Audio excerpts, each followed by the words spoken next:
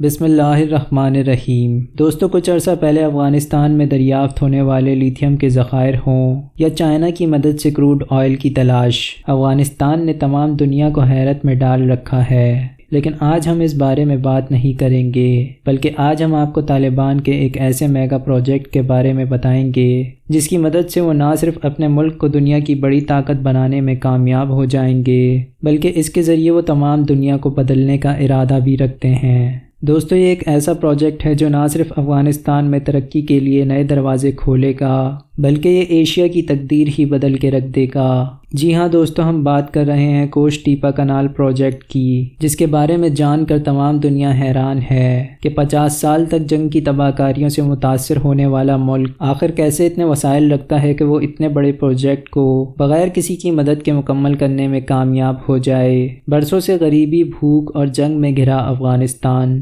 دنیا کی سب سے پہلی اور بڑی مصنوعی نہر بنانے جا رہا ہے۔ 285 کلومیٹر لمبی اور 500 فٹ چوڑی اس نہر کا نام ٹیپا کنال ہے، جو افغانستان کی تقدیر بدل دے گی۔ اس نہر کو بنانے کے لیے افغانستان کی حکومت نے کسی سے کوئی مدد نہیں لی، نہ ہی کوئی ایکوپمنٹ اور نہ ہی کوئی انجینئرنگ ٹیم۔ دوستو، چند دن پہلے تک تقریباً 100 کلومیٹر تک اس نہر کی کھدائی ہو چکی تھی، لیکن سوال یہ پیدا ہوتا ہے کہ افغانستان کو اتنی بڑی نہر بنانے کی ضرورت کیوں پیش آئی؟ دوستو، افغانستان کو مکمل لینڈ لاک کنٹری کہا جاتا ہے کیونکہ اس کی کسی بھی سرحد پر سمندر نہیں لگتا، یعنی افغانستان مکمل طور پر دوسرے ممالک کی سرحدوں کے درمیان ہے، اور افغانستان دنیا کے ان چند ممالک میں شامل ہے جن کا 70% حصہ پہاڑوں پر مشتمل ہے۔ اس ملک کی 80% پانی کی سپلائی کوہ ہندوکش کے سلسلوں سے آتی ہے۔ افغانستان میں 4 بڑے دریا ہیں جن سے اسے پانی ملتا ہے، لیکن یہ چاروں دریا افغانستان کی پانی کی ضرورتوں کو پورا کرنے کے لیے ناکافی ہیں۔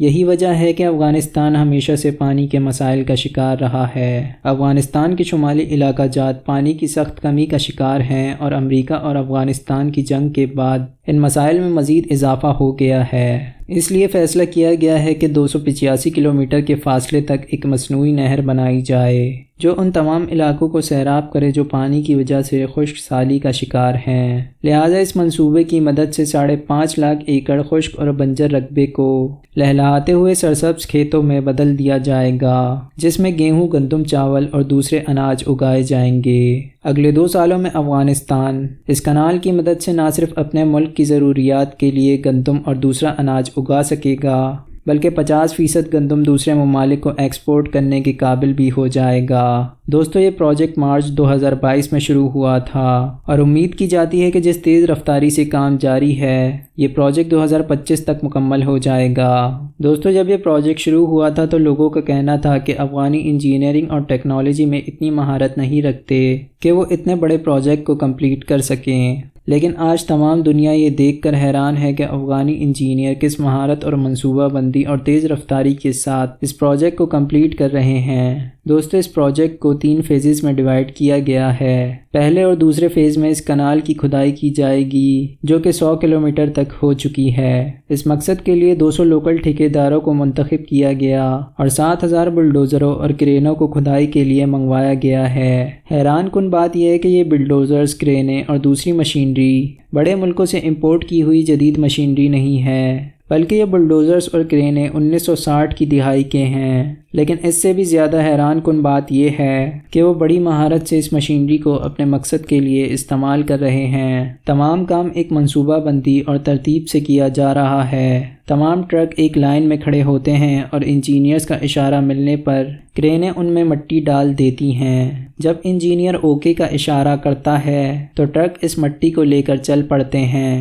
اتنی زیادہ مٹی کو ایک سے دوسری جگہ منتقل کرنا بہت ہی مشکل کام تھا، لیکن افغانی انجینئرز نے اس کا بہت خوبصورت حل تلاش کیا، اور انہوں نے اس مٹی کو نہر کی باؤنڈری پر ڈالنا شروع کر دیا، اور انہوں نے نہر کی باؤنڈری کسی کنکریٹ یا سیمنٹ سے بنانے کے بجائے نہر کی مٹی سے بنانے کی تجویز پیش کی، جس کے 2 فائدے تھے۔ ایک تو اس مٹی کو اس جگہ سے کسی دوسری جگہ منتقل کرنے کی جھنجھٹ سے جان چھوٹ جائے گی، اور دوسری طرف کنکریٹ کی باؤنڈری کے اضافی خرچے سے بچا جا سکے گا۔ مٹی کو باؤنڈری میں ڈالنے کا یہ فائدہ بھی ہوا کہ پتھریلی زمین کے بجائے مٹی کی باؤنڈری اضافی پانی کو جذب کر لے گی اور اس باؤنڈری پر سبزیوں کی فصل کاشت کی جائے گی۔ دنیا کو یہ دیکھ کر بھی حیرانی ہوئی کہ ایک طرف تو نہر کی کھدائی کا کام جاری ہے تو دوسری طرف نہر کے آس پاس سبزیاں اور پودے اور درخت لگانے کا کام بھی جاری ہو چکا ہے۔ اس کنال کا کام مکمل ہونے کے بعد واٹر پائپ لائنوں کے ذریعے 5 کلومیٹر کے فاصلے تک اس کا پانی پہنچایا جائے گا۔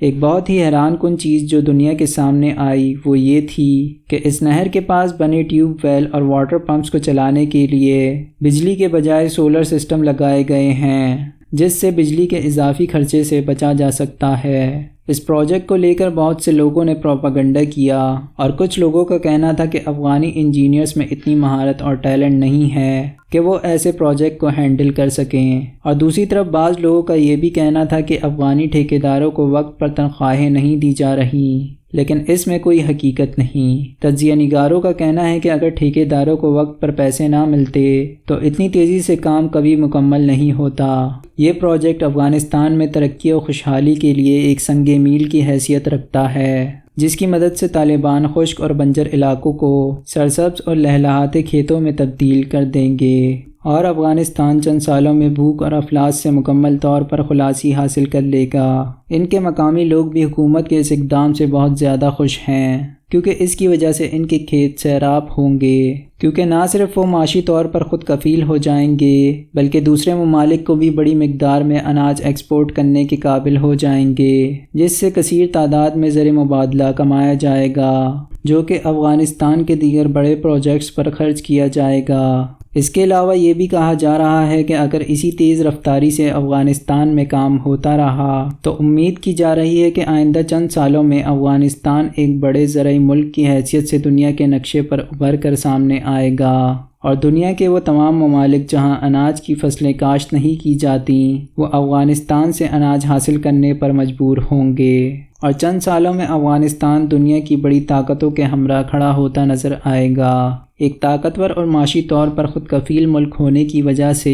یہ عالم اسلام کے لیے بھی معاون اور مددگار ثابت ہوگا، اور دنیا دیکھے گی کہ کیسے طالبان جنگ سے جلے ہوئے شکستہ حال افغانستان کو خوبصورت اور سرسبز و شاداب لہلاتے ہوئے افغانستان میں بدل دیں گے۔ دوستو، افغانی طالبان نے نہ تو جنگ کے بعد اپنے حالات کا رونا رویا اور نہ ہی ہمارے حکمرانوں کی طرح کشکول لے کر IMF کے پاس $1 ارب کا قرضہ لینے پہنچے، بلکہ انہوں نے مردانہ وار اپنے حالات کا مقابلہ کیا اور اپنے موجودہ وسائل کو اچھے طریقے سے استعمال کرتے ہوئے اپنے ملک کو ترقی کی راہ پر گامزن کیا۔ انہوں نے نہ تو ماڈرن اور ترقی یافتہ ہونے کے لیے دین سے دوری اختیار کی اور نہ ہی کرپشن کے ذریعے بیرون ملک میں اپنے اکاؤنٹس کھولے،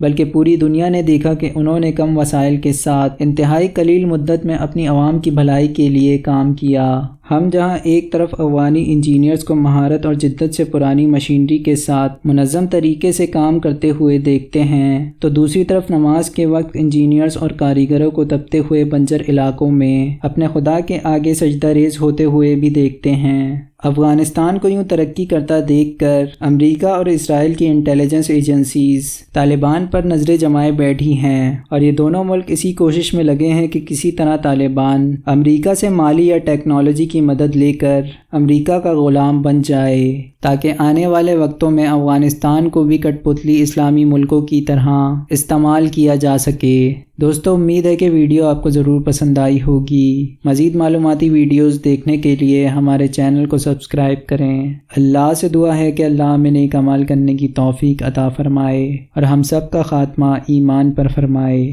آمین۔